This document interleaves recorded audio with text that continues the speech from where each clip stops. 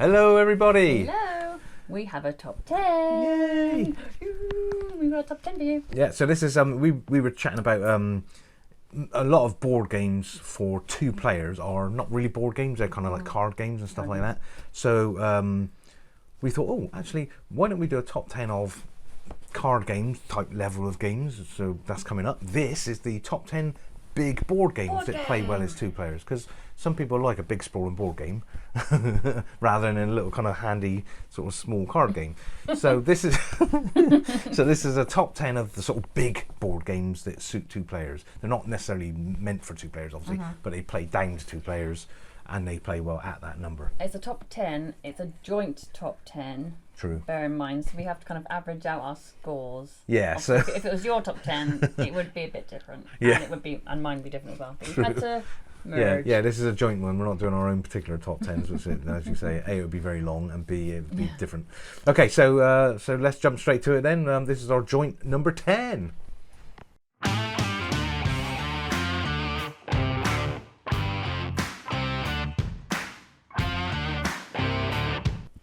Okay, so number 10, this is kind of one of my, I'd say favourites, but obviously it's in the top 10, but not necessarily one of your favourites, so that's why this is number 10. And this is a great Days of Wonder game called Relic Runners. Ooh, it's not massively well known, but it is one of their big kind of very impressive board game presences on the table, hence it being on this list really, because it's very... Wow, this is a nice board game. Plays well at two.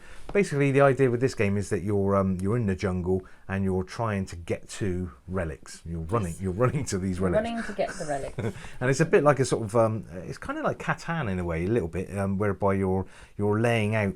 It's actually roads that you're laying out across the jungle to try and get to these various temple locations and get the resources therein. And initially, the resources are victory points and smaller things and sets and things like that. But then when you clear all out of that, the very last thing you get from each location is a relic, and it's this lovely, glorious sort of, it's like a real relic. It's like Indiana Jones. Yeah, they are good. And you get that, and obviously the whole point of the game is you're trying to get these relics. And so the difficulty is getting to these things and laying out the paths, and you have certain amount of resources, food-wise or whatever, to do that, and you have to keep going back to get your kind of toolkit and backpack sort of stocked up again and then get back out. Route. Yeah. Can you block people You off? can block each other off, Yeah. yeah. So as you kind of retrace your path, that's where you kind of use your roads that you've built in or whatever. So you're literally trying, it's a bit of a race, bit of a puzzle, trying to get out. You're very good at it. Yeah, it's a great game. I love it. And of course the fact that you get I'm not these very good at it. wonderful resources at the end, so the big like relics, great. Really nice game. Days of Wonder obviously always delivers, and so obviously that's the point. There's probably there's quite a few Days of Wonder games on here, I think. Might be. I don't know, a lot of them are 3-player games though, so we can't put them on the list, but yeah, so Days of Wonder, always a great presence on the table, so Relic Runners, number 10.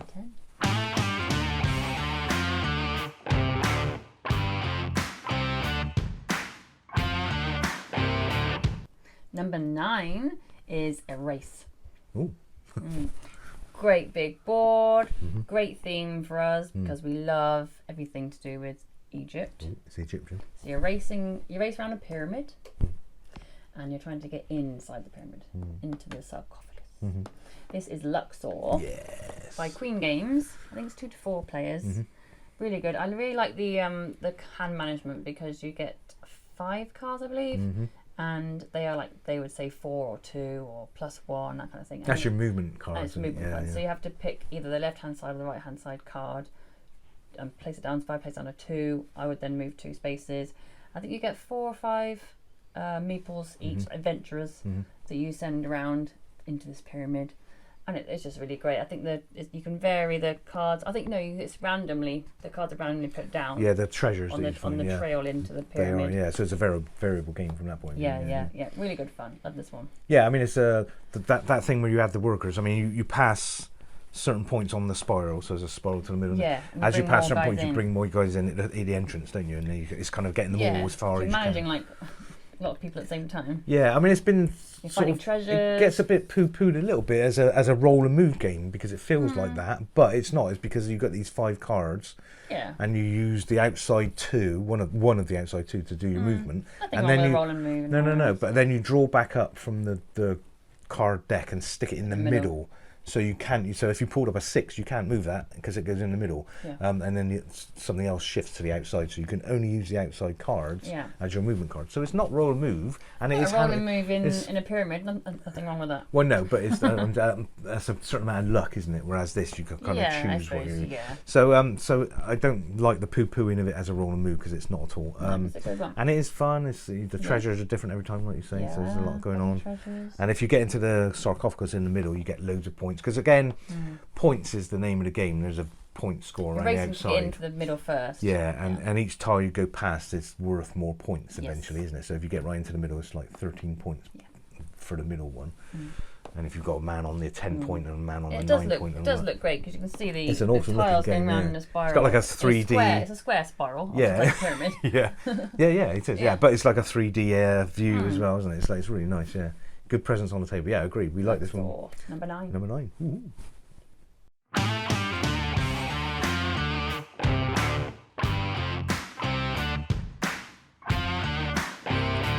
Okay then, so number 8 for us as a big board game that we like to play is a worker placement.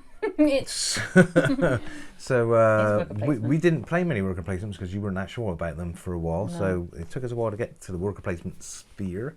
Well, this one was off-putting by the name of it as well. I just didn't really. You were a bit wary of this one. Enticed to play it. This one is Lords of Waterdeep. Ooh, very nice. And this is a bit of a classic sort of entry level almost worker placement game. Big sprawling board, lots going on, lots of cards, lots of tokens. Basically, the idea of this is that you are the Lords of Waterdeep, which is a Dungeons and Dragons scenario, which is what put you off. Yeah, but it's not a Dungeons and Dragons game in any way, shape or form. It's literally a worker placement game using that theme. And you are the Lords, and you're hiring various workers, so clerics, fighters, this kind of thing, from the board into your array, that you're then sending out on quests, and the quests are the various cards. Yeah, and if you achieve the quest, then you get a certain number of points and all this kind of thing. So you buy quests, you place your workers out to get various resources and stuff like that. You can even open up shops, which then you can let the other player land on, and they get resources, but then you get a payment for them coming to your shop. This kind of thing. So a really nice worker placement game.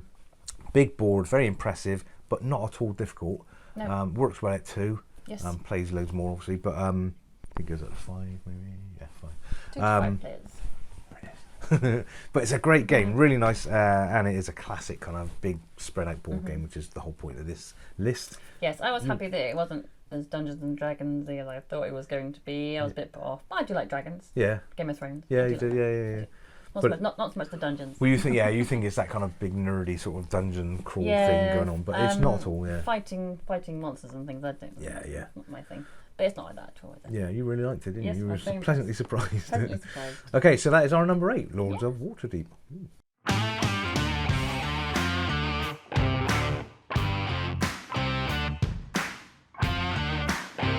Number 7, I think, would have to be the prettiest board of the top 10 or one of. Yeah, getting there. Yeah, it's very, very nice looking. It's a lovely island. And you see the beautiful sea, and you are pirates. They do that. Pirates. Do they? Yeah, pirates. This is Jamaica. Yeah, great game. This is a racing game. I love it. You have to race around this island, collecting goods, collecting treasures, and the good little USP about this game is you roll a dice. You roll 2 dice, and you have to place them. It's a day and night thing, isn't it? There's 2 little phases, day and night. Day phase and night phase. And once you've decided which dice is going to go to which phase, you then select a card from your hand. Well, you do that before you do that. Oh, do you? So that actually no. That one was right. So you set your day and night, and you think, right, which card is going to be day and which card's going to be night, and the cards have things like directions on them. They have goods and gold. So if you roll, say, a 4 and a 1, and you're a bit low on gold, you can select 4 to be the gold and 1 to be a direction. So you move 1 space, or you could have done. So the person that's rolled the dice, 4 directions. Yeah, the person that's rolled the dice has the control over that, really. Yes. That's why I think you do it after you've rolled. But anyway, either way, yeah. So you allocate it, and then there's left and right sides on your cards, and you've got a selection of cards, haven't you? You can choose, so you can think, well, I don't really like those numbers for movement, but I like it for getting resources. I'll Which I select like, that because card. then it's like a bit of a free range for you to decide what you want to do with it. So Yeah. like you have to roll and then move those spaces. Yeah. You can stay there and collect resources. Yeah.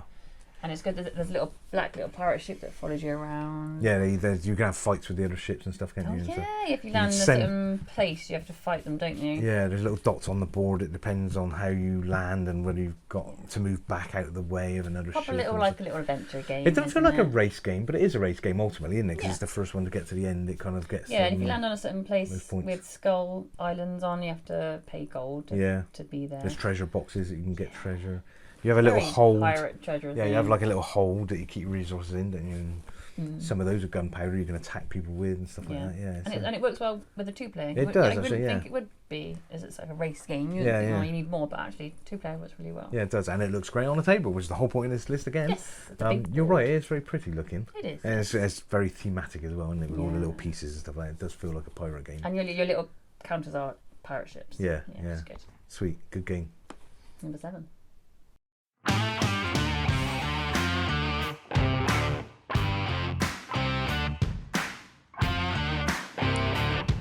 Okay then, number 6 is Controversial. another... It's not controversial. It is a bit. This is another great presents board. Really colourful, lovely looking board. Works well at 2. I love this game. Bear not so much. This is Tikal. It's averaged out at 6. Yeah, this would have been like my number 2 or something, and this would have been your number 15. When you make 20 was top 100 it's maybe. alright. Maybe 9, 8. Yeah, so basically it's quite similar to Relic Runners in the way that it plays. You're kind of adventurers in the jungle. The jungle, what I like about this game is that the jungle is kind of just trees. Just trees, yeah. When you start, and you're down in the corner with your little men that you're trying to go across your the axes jungle. and Yeah, trying to hack your way through the jungle to find the temples, which are these Not kind very of eco-friendly, is it? That's what it which are these like Machu Picchu style temples, and you reveal the tiles as you go. The greenery yeah. becomes sort of land that you're sort of hacking through or whatever, Yeah. and then you'll find a temple, woo, or you'll find a volcano, boo, and they volcanoes sort of start You scoring get into like phases and Indiana stuff. Jones mind when you play this, don't you? But it's a great game. I really like it. Yeah, you can set up camps across the board, so you can sort of zoom straight in there with your workers That's rather good. than coming in from the side and all this sort of thing. It's a great little game. Works really I well like at how 2. the temples pile up. Yeah, in the exactly. You get layers. more points the higher the temples Yeah. are when you sort of visit them and stuff like that. So it's a really nice game. It's got a really nice balance. It works well at 2. There's a lovely scoreboard around the outside, and you're trying to sort of get along with that. Everything about it is a really nice game. I love it. Maybe it's just not the theme for me. I'm not a big fan of relics Yeah, and maybe. Machu Picchu and Yeah, yeah. stuff. But it is a good game to play. Yeah. Yeah. I mean, as a 2-player game, it does have there's like a sort of reduced board size. You kind of you lay out little little tokens around the edge to sort of stop it sprawling too far. So it's a smaller game at 2. I think you It like to doesn't play play it so as long. a bigger But game. yeah, I think we played it like that, Maybe. and we thought it was a bit quick. It was over a bit Yeah. quick. You didn't really get to the point where I you think couldn't we lay also- out your. I went this way and you went that way, and we didn't really meet. But you couldn't lay out your second camp, could you? Because you weren't going far enough to bother doing that even. Yeah. So that sort of part of the game wasn't really relevant. Yeah. So we played it then as the full board, and it's so much more fun. It takes a bit longer, obviously, because there's only 2 of you exploring this whole board. It's massive. Because it's a bit of a table hog. It won't fit on our little sort of I'm not sure sunken it would, table here. no. We have to put the lid back on and play it on that sort of thing. So, but I love it. It's a great game. Bear, not so much, but number Is it? 6, it's a good game. Looks great. Buy it. It's Number 6. fantastic.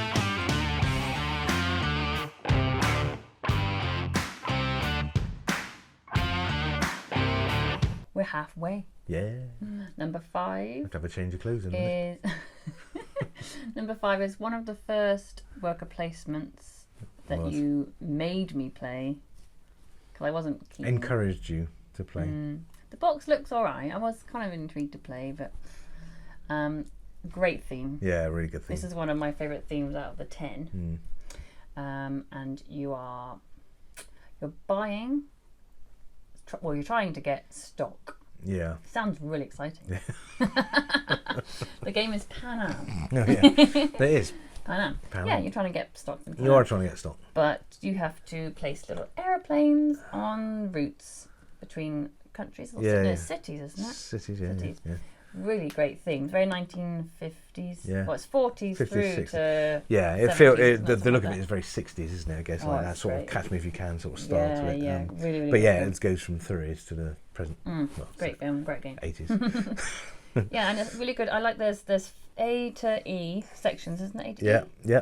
And I like the fact that you have freedom to go into any of these spaces. You can just go into Have we said A. it's a worker placement game? Yeah, we Yes, did. Yeah, it's so one of the yeah, ones so I played. yeah, you did. You're right. So yeah, you're And you placing have your to workers place in these your. sections. Not they're like little meeples, aren't they? They're engineers. They've got little Engineers. cogs on, haven't they? Yes, So yes. yeah, you're, And you place them into either A, B, C, D, or E. and they're different. But you things. can place them all into A if you want to get the airports. If you want to get some more planes, you can place them here. So it's not really like you've got to do that. It's up to you. Yeah. And I like that bit of more freedom in a game. Yeah, to do, like- almost sandboxy as they call it, which is doing what you like. Yeah, Oh, okay, yeah, Yeah, I like sandboxing. yeah, Well, yeah. That's what it means. so, yeah, I like when you have to buy planes, and then you buy the routes, and then you sell the routes, don't you? Yeah, you To sell the some routes to point Pan Am, basically. to Yeah, get the yeah. stock. And I like there's what we call event cards Yeah. in my brain. Yeah, There's it event is. cards. This is exactly that. And it says what's happened in the world of Pan Am or the world in general, like the war started, stocks have gone down. That's true. So the stock goes down, so it's cheaper to buy Yeah, and that kind of thing. So you're trying to buy stock. I think after every round you have a chance to buy the stock yeah, at that price. yeah. That's right. Yeah, yeah. So if you've got a big wad of money and the stock's low, buy a lot Buy it now because now, it's going to yeah. go up, sort of thing. I like Yeah. the fact that it's a real world theme. Mm-hmm. Not dissing any other dragonsy type themes, but this is I prefer a real life. Yeah, yeah, yeah. It's very Thing. tangible, isn't it? really? Yeah. So for me, that's why it's number 5. Yeah, yeah, I agree with you. I mean, it's a nice game. Looks fab on the table. It's got all these little sort of almost like Airfix models of planes. Yeah, they are. Tiny though, but obviously, it's just Yeah, it's like a proper game, isn't it? Because of that, it makes it Yeah, little yeah. sort of like playing.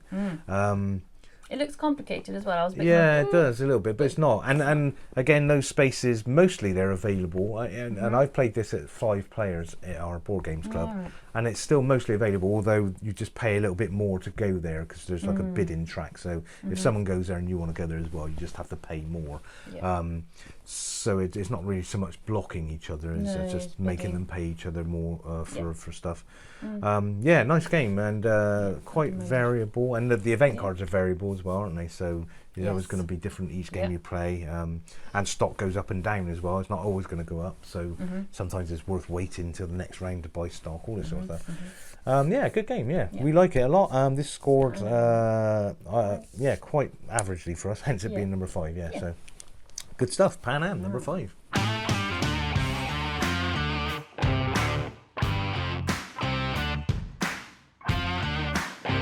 Okay, number 4, getting there now. Number 4 is it's a bit of a dudes on a map game. So this is Yes. a bit like a sort of Risk version of a game. It's one of your favourites. It is one of my favourites. Yeah, so It's brought down a bit from me. yeah, Just- just a tiny bit. So this is Small World. Whoa, what a great game! So very simple game. Looks lovely on the table, and it works does, well yeah. too because there's a 2-player board version, which is good because it Yeah. fits in this little table of ours. That's A bigger version would have to get the lid back on, and Yeah, it's that's bigger. true. A bigger player count, I mean. But this game literally you sort of spread your race across the map, trying to take the land off the other player in this case, and you get paid for every bit of land that you own. Yeah. From the bank or from the supply. You get paid a certain, like $1 or whatever for every land you own, and you just build up money, and the one with the most money wins at the end. But the good thing about this game, and the different thing about this game, is what they call asymmetrical powers or things that you're playing with. So there's a stack of races. So let's say elves and dwarves and humans and whatever. Rats.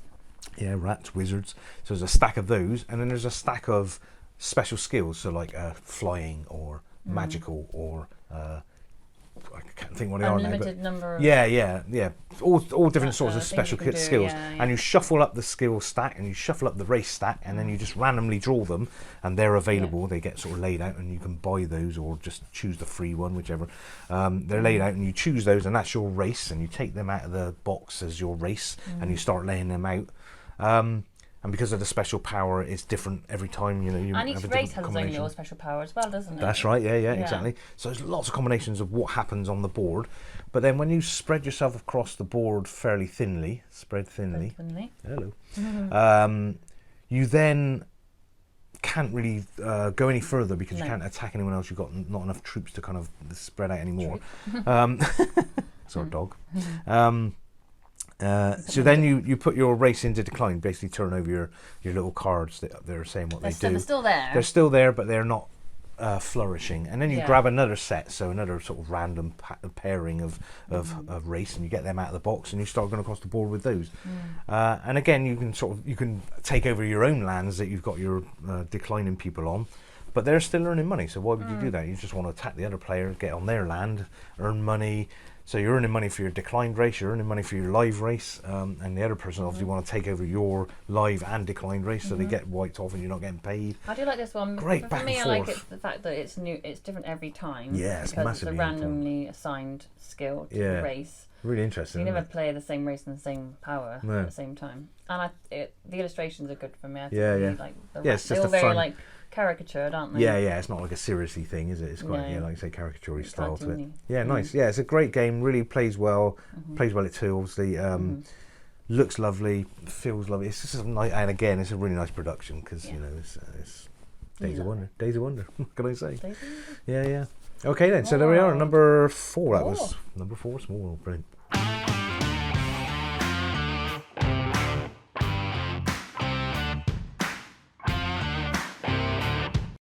Number 3. I'm getting so excited now. We're at number 3. This is another game with one of our favourite themes. Talking about Egypt earlier on. This is probably our other favourite theme. This is Roman. All things Roman. Yeah. It's all good with us. In this game, you're playing Roman patricians. Yeah. And you have to build whatever that is. A man in a toga. Yeah, that's right. And you're trying to build up your city to be as lavish as possible. Yeah, your section of the city. Yes. Yeah. This is Carpe Diem. Seize the day. Seize the day. It's a tile laying game, and there's tiles in the centre of the board. You put them out there. Yeah. Is it random? It's randomly put it's random. Shuffle out there. Yeah. And you each get your own little district board. I like having a separate. Yeah, like your own personal square board each. Is it 4x4? Probably 5x5. Yeah, it's more than that. I think. Yeah, but. And you select tiles to put onto your city district. Yeah. And each of them contain different things like markets or bakeries. Yeah. Fish markets. Yeah, there's about like a pond in there, and there's a chicken farm. And if you say you select a fish pond thing, you get a little fish. Yeah. Like the little things, you get a little bit of bread. Yeah, nice little tokens you get there. And you get chickens as well. Yeah. Great. Very much like my trousers. And then after you've laid the tile, I think that's like round you one. Go through, you go through a couple of rounds, and once you've cleared once you've laid all the your tiles, you go to the next section of the game, which is the forum phase, where you score, and you select what you score yourself on, don't you? There's a set of random cards laid out, aren't there? And they're spaces between cards that are adjacent where you can place your worker. So you can go between 2 horizontal or 2 vertical cards. So if you're looking at your district and you think, I've got a lot of fish here. Yeah. And you're trying to select the best placement so you get scores on. Yeah, if you place your man next to the fish earns you 5 points sort of thing. That's where you want to go because you've got a lot of fish. So you place there, but you score the 2 that you're next to, not just the one that you're aiming at. So you kind of want to choose one that's sort of beneficial on both sides in a way. Then, but sometimes it's irrelevant. You're just going for the big one or whatever. But I really do like the theme on this game. I like the score. I like a scoreboard that goes around the edge of the board. Yeah, that's a nice thing for us, isn't it? Yeah. And I like the little chicken and fish. That's why number 3. You get a little chicken. But it's a nice game, isn't it? So the 2 phases is quite good where you're building. So that's like a tiling, Carcassonne sort of tiling thing, and then the bit where you're laying out it's almost like a worker placement thing. I don't think they call it that, but it's like they call it hand management drafting thing, but it's literally worker placement. You're putting your drafting, and then you score, but you take it in turns doing that, don't you? It's kind of like when you get your own little board to work on as well, like a separate little project. You're not on the same board. Yeah, it's a good little game. And it's just our number 3. We really like this game a lot, and we've both scored this quite highly. And it looks fab on the table. Again, it's got that sort of quite a sort of nice thematic art to it, and it's a nice game. Really nice. It's a good game to play, and it's a nice game to look at. It's especially good for us because of the theme. Yeah, we love it. Really yeah, cool. Number 3. Carpe Diem.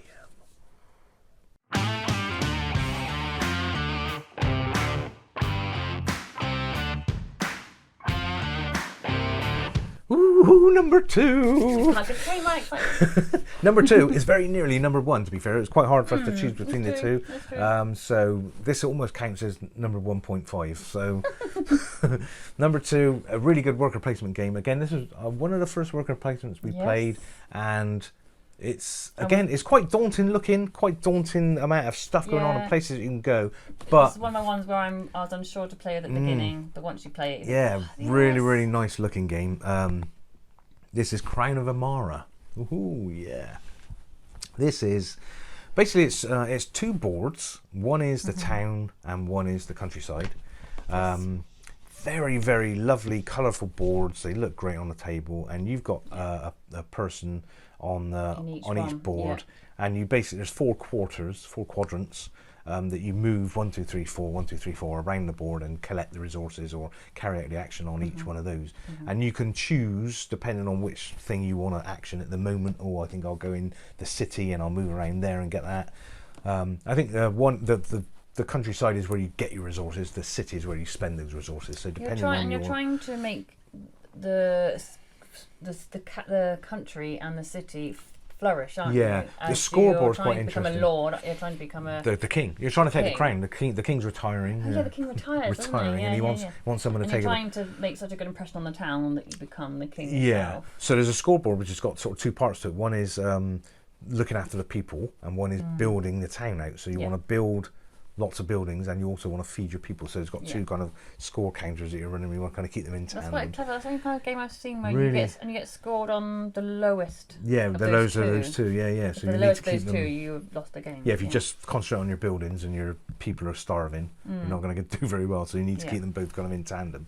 Really neat, really colourful, lovely. Lots of options, loads of different things you can do. I do like the theme on this. There's all the different. You quite liked all the people that you can sort of buy in. There's different characters that you can buy in to kind of look after. A priest will help you with certain things. A baker will give you more bread, that kind of thing. It will help you sell more bread, to get more money, to get more jewellery, to get. And on the city board, there's little segments that spin around. They're not connected to the board, but they spin around on the board to give you different resources, depending on how early or late you come to that section. Yeah. So if you go to that early and then spin it round, it costs more for the next person. It's like the little turret of the roof or whatever it is equivalent to. Fab looking game. I do like the when you have to when you go up from because you don't go to king straight away. You go to like Earl, Baron, that kind of thing. Right. Yeah. You get a new little crown to put on your little character. Little card. Yeah, I do like that. There's a lot going on, isn't there? Yeah, and you don't just roll or anything like that, do you? You assign. You assign your cards to those slots. Those slots. Yeah. They give you the movement. Yeah, dice it's really nice mechanics. Yeah. And the board looks fab. It's kind of sweet little thing. It's a really nice. Yeah, it's almost pastoral to play, isn't it? It's kind of like Sunday afternoon game sort of thing. Yeah. But it's nice. It's such a glorious game. The colours on it are fantastic. There's 2 sides to the board actually. One's like muted colours and one's like full vibrancy. And the full vibrancy looks amazing, but it's all like looking down again, a bit like Luxor, where you're looking down in 3D. It looks fab. Yeah, great game. There's a thing in the city. There's like a cathedral, and you can see that it's really like high up. Yeah, it's very sweet. Good game. Number 2, Crown of Amara. Very nearly number 1. Just pipped at the post by number 1. What? Who knows?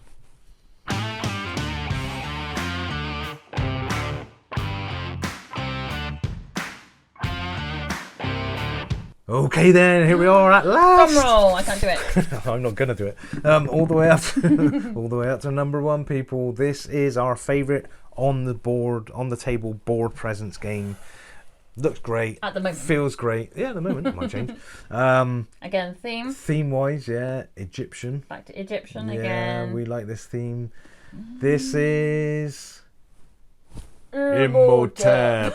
Why do I say like I don't know. Feels like you should. Imhotep, great game. Imhotep. We really like it. Funnily enough, we just bought a new expansion to it. We haven't played it yet. I'm trying to find it. Imhotep is here. There it is. The Cosmos. expansion's up there somewhere. Anyway, but on the table, really nice. You've got these sort of 4 sections of the board, and you've got loads of stone cubes, which are your kind of items that you're going to build your stone, aren't they? Marble? Probably. No, mine are cheap. Cheap and nasty. You're like Indiana Jones. You're building like pyramids or burial chambers or obelisks. Yeah, and it's so kind of manipulative with the dice. Not the dice, they're like dice, but stones. Dice shape, yeah. And you're putting them out, and you're building a pyramid. You or sell not. them on a little boat as well. Yeah, you put them on a boat and sell them up the Nile to your various locations. And I'm very good at this game. Yeah, all right.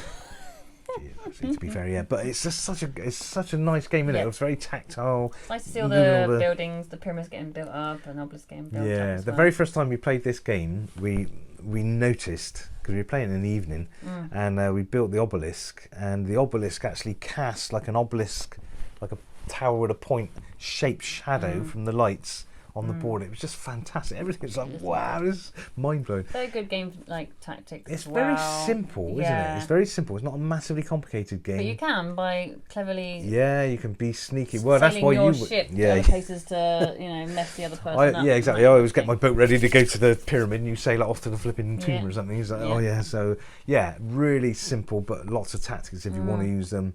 And there are 2 sides to the board as well, so you can play a slightly more in-depth game, slightly more complicated. And then, as I say, there's expansion, which literally changes the board entirely. We've not played that yet, but I can't wait. So yeah, Imhotep, fab game to play. Looks great on the table. Our number 1 big board game for 2 players. Fabulous. Well, there you are, guys. Hope you agree with some of these. If you don't, let us know in the comments below, or let us know if you do. Let us know if you don't like Takal as well. Don't let us know that. Let us know if you missed anything that we should be playing. Some big game that plays well at 2 on the table. As I say, this is literally the reason we did this list was because a lot of the games we play at 2-player are small footprint or card games or whatever. And it suddenly struck us there are some games that feel like a proper board game. This is that list. Imhotep wins it. Lots of good games there for you to check out if you've not seen them before. A nice sprawling 2-player game. But we're going to do a list next of our top 10 smaller games. Small card games or small footprint. Boards. Yeah. So watch out for that one, and that's. I guess we'll probably have to do it. Well, it's kind of. Well, we've already done that. Really, top 10 of our board games, but it's kind of a mixture of those two. In fact, we need to update it because we've played lots more games since the last one. We need to do a summer 2021 top 10 personal. Watch out for that soon. So we've got a couple more top 10s coming up soon. The next one being our small games. Anyway, guys, hope you like this one. It helped you. Like, subscribe, and comment. Yes. Feel free to ask us to do any reviews as well on any of these games that we haven't reviewed yet, because we're itching to. Thanks, guys. We're itching to. All right, guys. Thanks very much for watching this one, and we'll see you on the very next one. Thanks for a lot. Happy gaming. Bye.